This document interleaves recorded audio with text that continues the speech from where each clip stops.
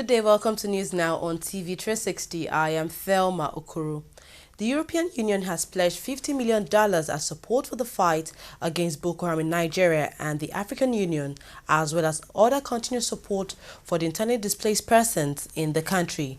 German President Joachim Gauck made the pledge at a meeting with President Muhammadu Buhari at the presidential villa in Abuja.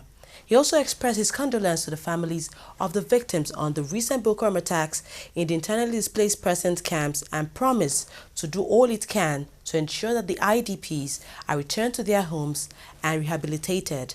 Gauck, however, called for good governance and development in Nigeria must defeat terrorism on the long term.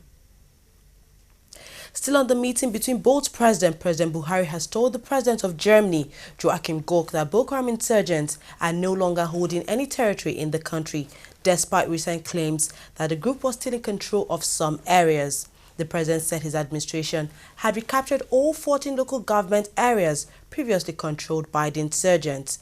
There had been conflicting reports that the insurgents were still controlling some local government areas in Borno State, with the senator representing Borno Central, Baba Garbai, saying the insurgents control about 50% of that state. However, Borno State Governor Kashim Shettima dismissed the claims, saying the insurgents were not in control of any local government in that state. 14 months after a U.S. Army-led combat training for Nigerian soldiers was aborted, American authorities have announced the resumption of the program. The American Assistant Secretary of State for Africa, Linda Thomas-Greenfield, said the training would resume this February. Speaking on U.S. strategy against Boko Haram at a meeting in Washington, D.C., Thomas Greenfield said U.S. experts would inaugurate the first round of training for an infantry battalion later this month.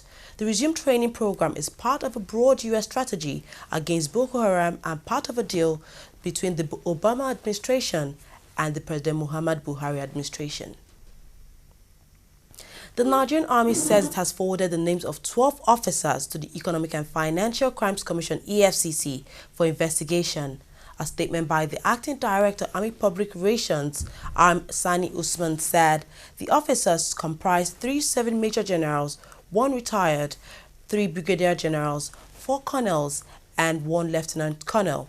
The officers are being investigated over the mismanagement of funds meant to procure weapons to fight Boko Haram.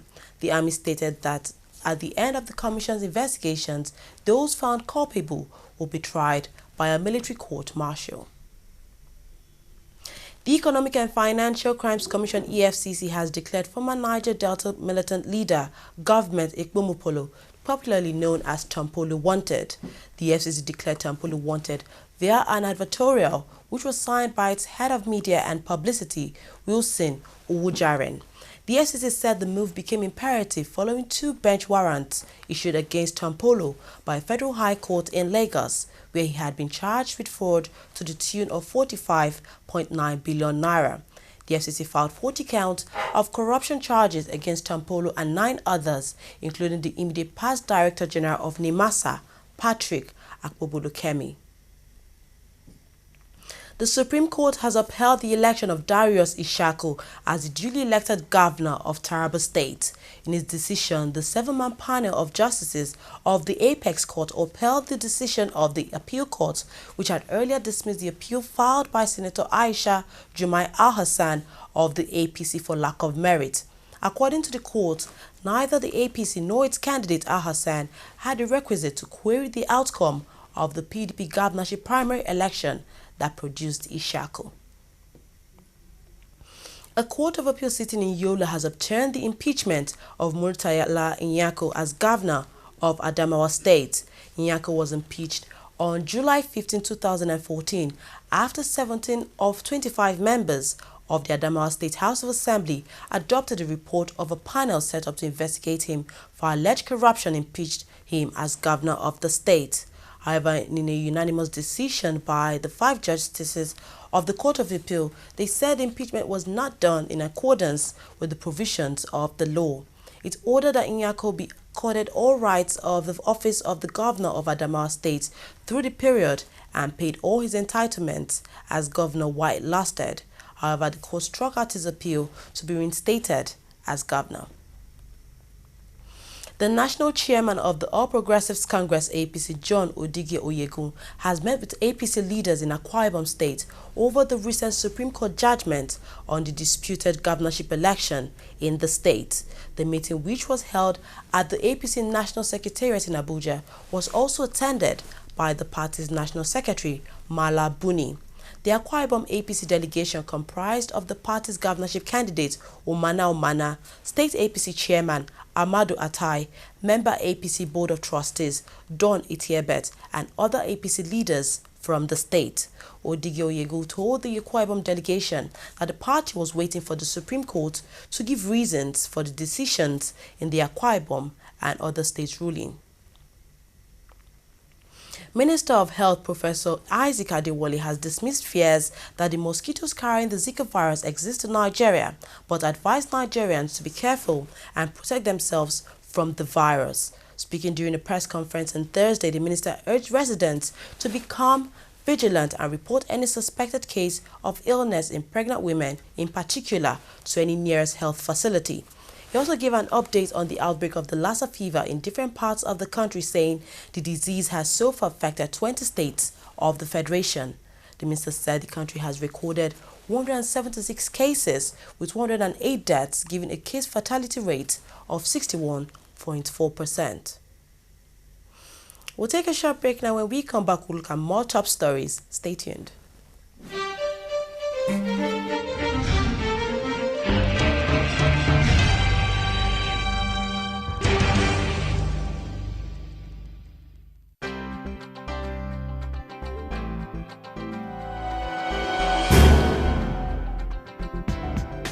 Hello, you're welcome. You're watching the Funny White Man Show, which is the biggest, the brightest, and the most entertaining show in Africa. Funny white man, but this way you talk, it's too much. Give me 5,000 man that you. It's too much. So you get it like, when she move along the street, yeah, me should like there, I'm going girl. You know, my own people, actually. Yeah, fine, it's fun. I enjoy it. And I'm one of those very few. I'm forever taking it personal. I will say 160 million Nigerians are corrupt. How? Brother, I'm looking for you. Yeah, but it's a growth, and this is the time to build business and know the pitfalls and know what to do and what not to do. But there are months where you get business and months. You know how we do, how we tell you. We did the way you do.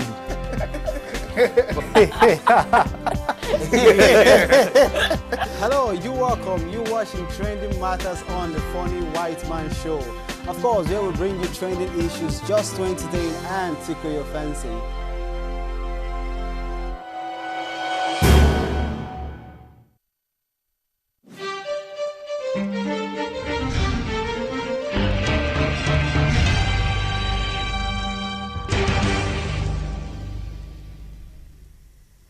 Welcome back. You're watching TV360 News now. The Naira hit a record low of 3.25 to the dollar at the parallel market as desperate importers scrambled for dollars to meet their obligations overseas. The local currency had closed at 3.18 against the greenback on Wednesday after hitting 3.13 and 3.10 on Tuesday and Monday respectively. The CBN has left the official exchange rate unchanged at 1.97 to the dollar on its official interbank window. Last month, Nigeria's central bank halted dollar sales to non-bank foreign exchange operators and allowed commercial banks to accept dollar deposits in a failed effort to show up dwindling foreign reserves. Around 90% of Nigeria's foreign exchange earnings come from crude oil exports. Oil prices jumped on Friday on hopes of a coordinated production cut backed by comments from the energy minister of OPEC member United Arab Emirates. Brent gained as much as 6% against its previous settlement and was up $31.53 a barrel, while U.S. crude was up at $27.39 a barrel after hitting lows not seen since 2003 in the previous session. Despite higher Brent and U.S. crude and the UAE's comments, analysts say they saw little chance of OPEC and non-OPEC producers agreeing on a common policy. Suspected Islamic militants attacked a UN peacekeepers base in the northern Mali town of Kidal on Friday, killing several people and wounding others. A UN spokesperson said there were some dead and wounded in the attack, which began as early in the morning. He said there had been 8 mortar shells as well as gunfire. The base forms part of an attempt by the MINUSA mission to keep the peace in Mali in the wake of a takeover of the north by Islamists in 2012. World powers have agreed to seek a nationwide cessation of hostilities in Syria to begin in a week's time after talks in Munich, Germany. The 17-member International Syria Support Group also agreed to accelerate and expand aid deliveries. The announcement comes as the Syrian army, backed by Russian airstrikes, advanced in Aleppo province. The halt, however, will not apply to the battle against jihadist group Islamic State and al-Nusra Front. The Syrian government has not yet responded, though a key rebel coalition welcomed the announcement. Moving on to sport, the Flying Eagles of Nigeria will face the winner of the qualifying tie between Burundi and DR Congo in the second round of qualification for the 2017 African Youth Championship. The national under-20 side automatically advanced to the second round after being given a bye in the first round due to their superior ranking position. The game will be played between March to June 2016, with the winner qualifying for the final round of qualification. The winners of the final round will then advance to the African Youth Championship to be played in Zambia in 2017. The head of the Kenyan Athletics Federation has dismissed claims by two banned athletes that he asked for money to reduce their doping suspensions, describing the allegations as a fabrication. The athletes Joyce Sakari and Francisca Koki Manunga told newsmen that Federation CEO Isaac Mwangi asked each athlete for $24,000 to reduce the 4-year bans they were given after testing positive for a banned substance during last year's World Championships in Beijing. However, Mwangi, who was appointed CEO in 2013, has denied that any conversation took place regarding any sort of payment.